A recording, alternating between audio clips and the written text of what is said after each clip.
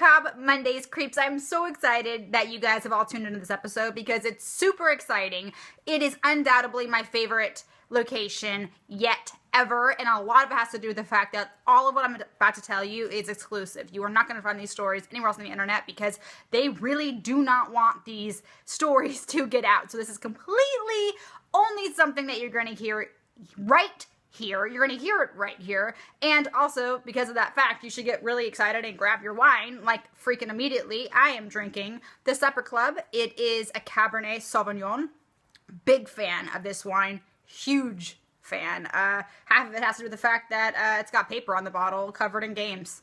I mean, that's a win. That's an immediate win. And you will notice throughout the episode that I have upgraded my usual black chalice to this incredible Loud House mug. Say hello to all of the characters right there. One of my favorite people in the world, Chris. This is his show. It's a cartoon that's going to be on Nickelodeon, so get excited about that, and you better watch it when it comes out. Otherwise, I will disown you all. That's just how it's going to be. Get your wine, get excited, let's get creepy and exclusive, because that's how we roll, because it's a Monday morning. Yes. Oh, God.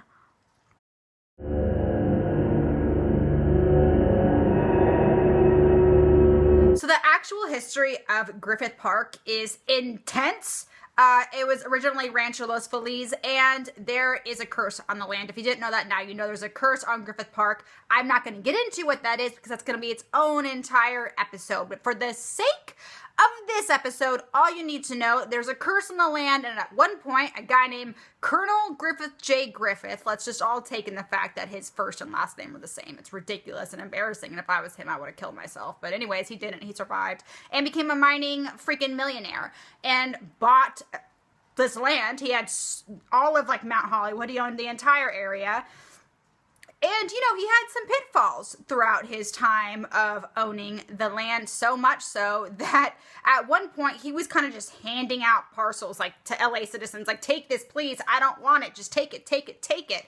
And, you know, the biggest tragedy of his life came in 1903 when he took his wifey out for a romantic stay at the Arcadia Hotel in Santa Monica. And was drinking, and he was like, oh my God, woman, you are trying to take my monies, and you're partnered with the Pope, so get on your knees and beg for forgiveness. And so she got on her knees. I don't know what she did on her knees, but what I do know is that he pulled out a gun and he shot her. He shot her right through her left eyeball, and miraculously, she didn't die immediately. Enough, apparently, I'm assuming she was flailing a lot and screaming a lot and bleeding, and then she threw herself out the window and landed 2 stories down on the awning. Didn't die. You know, her face is mutilated. She never looked the same. Probably wore a veil. Probably a cool fashion of the time. Showed up to his hearing, and there was a thing called alcohol insanity. And if you're a rich man at the time, it was easy to say that, well, he's not a horrible, you know, attempted murderer. He was just a little bit too drunk, and he obviously suffers from alcohol insanity. And the judge was like, yeah, that makes sense. He probably has alcohol insanity. So he just did 2 years in San Quentin and then got to regain his life of being king of the castle of Mount Hollywood. And, you know, decided to spend lots of time at the Mount Wilson Observatory, which was not open to the public because he was a rich man. He could do it. And he realized, whoa, man, there's nowhere where the public can go enjoy astronomy. So I want to be that person. I want an observatory named after myself where the public can come for free. So he donated, and like, I think it's 1896, my bad. He donated 3,015 acres to the city of Los Angeles. And he wrote up in his will, like, this will always be free of charge. Here's $100,000 to go towards building it. He even had some guy named Russell Porter drop some drafts of it. Then he kicked the bucket eventually. And so city of Los Angeles was like, yeah, let's put an observatory on top of Mount Hollywood. They had a guy named, John C. Austin, who was also a 32nd degree Mason, which is a really freaking big deal, designed this beautiful planetarium observatory, and it was like the talk of the town. The first time ever people can go to see this observatory. But then, of course, it fell under repair, and it went like downhill, and then, you know, they needed a roof repair. So in 2002, they spent $93 million. Let's take a sip for that. $93 million to renovate the observatory, not like to like restore it essentially. But at one point, they lifted it up. They actually lifted up the observatory, and legend has it, ding, ding, ding, ding, ding, that a construction worker's neck snapped underneath it. Just remember that. So this is what I'm looking forward to telling you guys, because this came out of nowhere for me. The observatory, in all full disclosure, is my favorite place to go in LA. I'm obsessed with it, and I have spent over a year trying to find reports of it being haunted and people dying on the land. And although there are reports of people dying on like the park's land, there's not necessarily in the observatory. Then a guy that I know heard about my show, and he approached me and he's like, "Hey Malia, are you interested in hearing some stories about the observatory? Because I used to work there." And obviously I lost my freaking mind. So let's jump into this because it blew mine.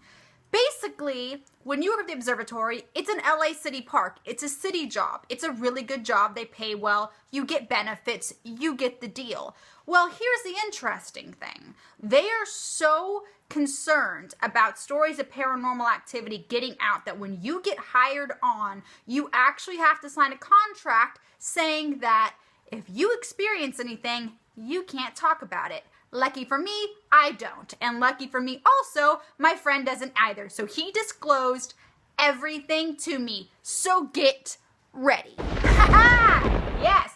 So the first story he told me was when you work there, there's a central planetarium, obviously. And they always have 3 different workers there, like people obviously that work there, the workers.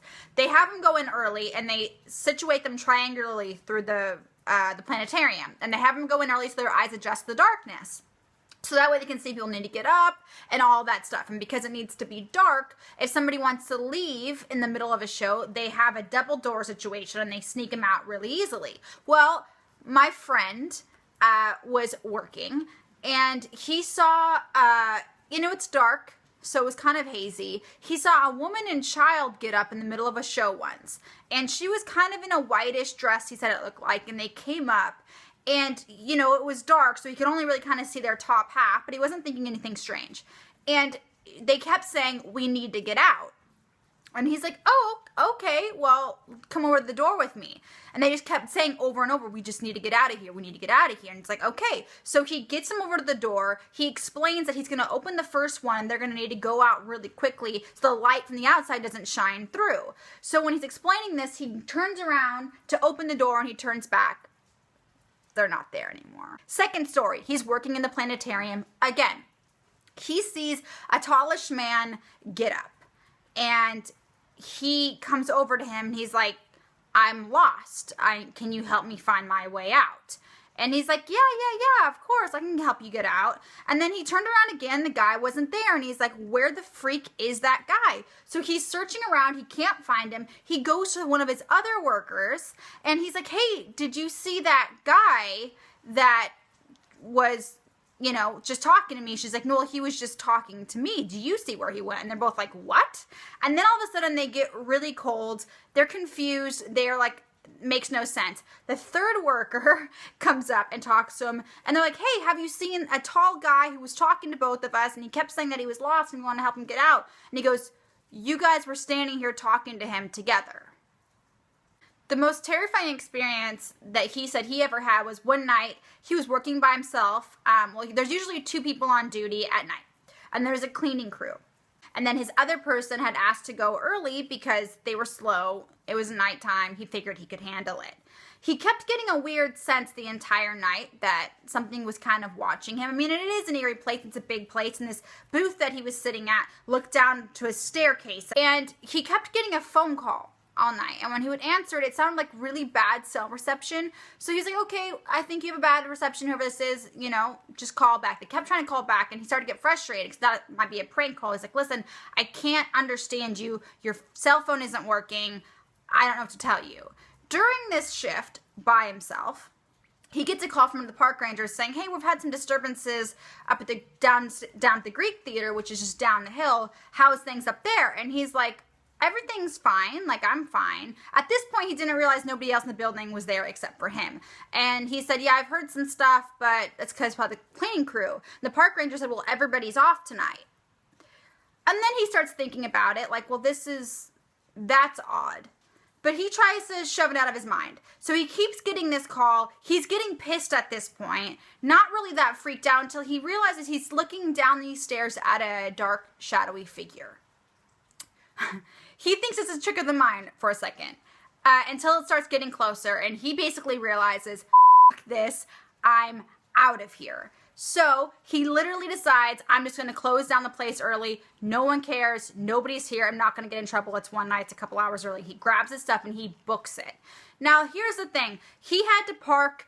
There's a lot at the top, but it was full in the morning. So he had to park a little bit down the hill, which happens all the time at the observatory. It's always freaking full. So he had to park down the hill. So he's basically running at this point from the observatory down to his car. And as he approaches, because once you get past the parking lot, there's these light posts that light the way down the hill. And he starts going down the hill and the first light goes out. And at that point, he's literally just had it. He starts running, and as he's running, each light post is turning off and turning off and turning off. And it's just like he gets in his car, he's seeing the shadowy figure, and he just takes the off. Obviously, as would I. The next day, he just kind of tells a coworker, like, hey, this happened to me. It's like, was there something going on with the lights last night? Like, I heard things were happening at the Greek theater. Like, what was going on? And the ranger was like, come here. And he's like, okay. And apparently she said, listen, I'm not supposed to tell you this, but this isn't the first time I've heard of this happening. But the eerie thing is, those lights are on a grid. If one went out, they all went out. It's not possible for them to go out at different times. That messed him up. He also told me stories of how the security team at night has quite a few strange things on tape. In one circumstance, he was talking to a security guard who was basically like, hey, you need to come in here and you need to see this, but you can't tell anybody you saw it. He told me. Anyways, they went into the office, he showed him the video, and he said what it looked like, because there's cameras freaking everywhere. This place is being filmed all the time. You see an empty hallway. All of a sudden, you see a shadowy figure just walk by, and then he said when it turned to the side, it looked like he was wearing a hat. He begged him to let him film it, but he's like, no, obviously I'll lose my job. They'll know where it came from. And that was that. The shadowy figure that was following him that night, according to other park rangers that he talked to, has happened multiple times to multiple people. There have been a lot of instances reported of people going to their cars at night and feeling like somebody is stalking them and following them to their cars. Of course, none of these stories get out. There have been reports of seeing a little girl on the rooftop that likes to hide in corners. There are so many stories that he said everybody there has a story. The thing is, they can't talk about it because they're under contract. That's why you don't hear about it. But it was like a gold mine for me because I've always gone there. And I've always felt like there has to be something here. It's on top of freaking Mount Hollywood on cursed land. You know how many people have died in that land? You know how old the land is? So to hear that everybody that works there usually experiences something to such a degree that they actually have to have a form written out that you sign saying, hey, if you experience paranormal activity, you can't talk about it. You wouldn't put a contract out like that if that didn't exist. Yes, yes, yes. God, what a treat. Thank you all so much for tuning into this episode. I was so excited to share these stories with you guys because they made my life when I heard them. So I really hope you enjoyed them. I do have a tip from my friend though. He told me to tell y'all that if you go see a planetarium show at the observatory, maybe don't pay attention to the show and pay more attention to who's in your audience. All right, guys. See you next week. Let's follow each other on everything on social media. Let's just get that personal with stuff. Have a good one. Chin chin. Don't forget to pay attention to the loud house.